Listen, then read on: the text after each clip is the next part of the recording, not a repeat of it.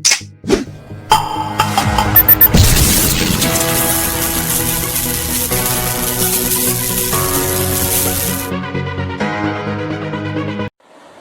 Friends, आपका हमारे YouTube channel learn English with Manish में फिर से स्वागत है। अभी तक हम लोग ग्रामर के 2 लेक्चर्स कंटिन्यू किए हैं और ये तीसरा लेक्चर है जिसमें मैं आपको थोड़ा सा स्पेशल नॉलेज दूंगा जो आप पहले नहीं सुने होंगे। ठीक है, और सुने भी होंगे तो उतना डिटेल में नहीं जानते होंगे। ठीक है, तो इसके पहले ये दोनों वीडियो आप देख लेना, फिर ये वीडियो आपको अच्छे से समझ में आ गया। ठीक है, तो चलिए शुरू करते हैं। दोस्तों देखिए, हमारा जो सेंटेंस का स्ट्रक्चर होता है वो होता है subject plus helping verb plus main verb plus object. क्या होता है? Subject plus helping verb plus main verb plus object. मतलब कि इस स्ट्रक्चर में कोई भी आप छेड़खानी नहीं कर सकते। ठीक है, मतलब इसमें आप कोई परिवर्तन नहीं कर सकते। मतलब कि जो जिस पोजीशन पर है वही पोजीशन रहेगा। अब उस पोजीशन में थोड़ा सा बदलाव करने के लिए कुछ तो आपको करना पड़ेगा। क्या करना पड़ेगा? अभी देखिए, मान लीजिए हमें सब्जेक्ट के बारे में कुछ बताना है। ठीक है, मुझे सब्जेक्ट के बारे में कुछ बताना है, मतलब उसकी स्पेशलिटी को कुछ बताना है कि इसके में ये स्पेशल चीज़ है। ठीक है, तो सब्जेक्ट से पहले उस चीज़ को अगर मैं लिख दिया तब तो ये स्ट्रक्चर गलत हो गया। अगर मैं सब्जेक्ट से पहले उस चीज़ को लिख दिया तो स्ट्रक्चर गलत हो गया। क्यों गलत हो गया? क्योंकि हमारा स्ट्रक्चर के अनुसार सबसे पहले सब्जेक्ट लिखना है। ठीक है, मतलब कि उसके पहले वो लिख दिया तो गलत हो गया। मतलब कि सब्जेक्ट के बारे में अगर हमको कुछ बताना है तो उसके राइट में लिखेंगे। समझ में आया आपको? मतलब सब्जेक्ट के बारे में कुछ हमको इन्फॉर्मेशन बताना है तो उसके बाद हम लोग उसके राइट में लिखेंगे, ना कि लेफ्ट में लिखेंगे। मतलब कि अब हमारा नया स्ट्रक्चर बन गया subject plus additional information. Subject plus क्या हुआ हमारा? Additional information. Subject plus additional information मतलब सब्जेक्ट के बारे में बताना तो आप पहले नहीं बता सकते उसके बारे में, उसके जस्ट बाद बताएंगे। ठीक है, उसके जस्ट बाद क्यों बताया जा रहा है? क्योंकि भाई उसी के बारे में बता रहा हो तो उसके जस्ट बाद ही तो बताएंगे, पहले नहीं बता सकते क्योंकि स्ट्रक्चर हम लोग का गड़बड़ हो जाएगा। ठीक है, अब इसी एडिशनल इन्फॉर्मेशन को हम लोग एट्रीब्यूट के नाम से भी जानते हैं। किस नाम से जानते हैं? एट्रीब्यूट के नाम से भी जानते हैं। ठीक है, इतनी बात समझ में। अब बाकी का आगे आपका helping verb plus main verb plus object ऐसे चलता रहेगा। ठीक है, उसमें कोई दिक्कत नहीं है। तो इसको समझा जाए, जैसे मैं एक सेंटेंस लिखता हूँ, the great Akbar ruled majestically. Majestically, the great Akbar ruled majestically. तो आप जान रहे हैं कि अकबर हमारा क्या है? सब्जेक्ट है। जब सेंटेंस में आप हु से आप क्वेश्चन करते हैं तो आपको सब्जेक्ट मिलता है। हु रूल्ड मैजेस्टिकली, तो अकबर। मतलब ये हमारा सब्जेक्ट हो गया, ये हमारा मेन वर्ब हो गया। ठीक है, ये अभी के लिए मैं छोड़ देता हूँ, ये नहीं बताऊँगा कि अभी है क्या। ठीक है, ठीक। तो आप ये बताइए कि यहाँ पर अकबर के बारे में ही तो बताया जा रहा है। मतलब अकबर के बारे में आप उसकी खासियत को बता रहे हो, आप उसकी स्पेशलिटी को बता रहे हो।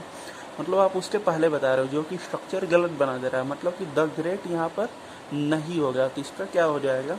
अकबर द ग्रेट हो जाएगा। बुकों में लिखा हुआ मिलता है अकबर द ग्रेट। क्यों? इसका रीज़न होता है आज आपको पता चल गया। ठीक है, कि क्यों ऐसा लिखा जाता है। ठीक है, इतनी बात समझ में आ गई। तो चलिए आगे देखते हैं। हाँ तो दोस्तों, अब हम लोग पढ़ेंगे पार्टिटिव और एग्जेंट के बारे में। या तो पार्टिटिव बोलिए या एग्जेंट बोलिए। ठीक है, या तो आप कभी पार्टिटिव बोल के काम चला लीजिए या तो एग्जेंट बोल के काम चला लीजिए। अब थोड़ा देखिए, यहाँ एडजंक्ट मैं नहीं बोल रहा हूँ, एग्जेंट बोल रहा हूँ। डी का प्रोनाउंसिएशन नहीं कर रहा हूँ। क्यों? थोड़ा इसके बारे में भी जान लीजिए। अगर ए और जे के बीच में डी आ जाए, अगर ए और जे के बीच में क्या आ जाए? डी आ जाए, तो उस डी का प्रोनाउंसिएशन नहीं किया जाता। जैसे बहुत लोग इसको बोलते हैं एडजस्ट। ये एडजस्ट नहीं होता, ये होता है एडजस्ट। क्या होता है? एडजस्ट। ठीक है, आप लोग मैथ में पढ़ते हैं, बहुत लोग इसको बोलते हैं एडजेसेंट साइड। ये एडजेसेंट नहीं होता, ये होता है एडजेसेंट साइड। ठीक है, इतनी बात समझ आई। ठीक, तो ए और जे के बीच में आने वाले डी का प्रोनाउंसिएशन नहीं किया जाता। तो यहाँ ए और जे के बीच में क्या है? डी है, तो इसलिए यहाँ पे इसको क्या बोलेंगे? एडजंक्ट बोलेंगे, ना कि एडजंक्ट बोलेंगे। इतनी बात समझ में आई तो अब समझते हैं कि पार्टिटिव या एग्जेंट क्या होता है। तो ध्यान से सुनिएगा, पार्टिटिव या एग्जेंट होता क्या है। पार्टिटी या एग्जेंट वह चीज़ होता है जिससे सब्जेक्ट बाहर निकल कर आता है, जिससे सब्जेक्ट क्या होता है, बाहर निकल कर आता है, या सब्जेक्ट उसका हिस्सा होता है। मतलब कि पार्टिटी या एग्जेंट क्या होता है, जिससे सब्जेक्ट निकल कर आता है या सब्जेक्ट उसका हिस्सा होता है। अब कैसे क्या होता है अब इसको समझाएं। इसका देखिए स्ट्रक्चर क्या होता है। सब्जेक्ट के बाद हम लोग क्या लिखते हैं, प्रेपोजिशन लिखते हैं। कई लोग इसको प्रीपोजिशन भी बोलते हैं, कई लोग इसको प्रेपोजिशन भी बोलते हैं, दोनों सही होता है। सब्जेक्ट प्लस प्रेपोजिशन, उसके बाद हम लोग क्या लिखते हैं, पार्टिटिव या एग्जेंट।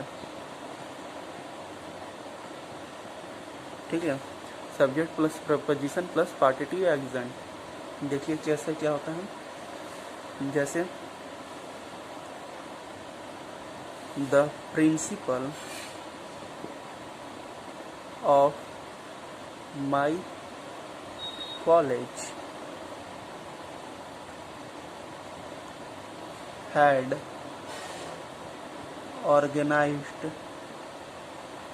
organized, यहाँ पे एस के बाद ईडी लिखा हूँ, अ कैंप।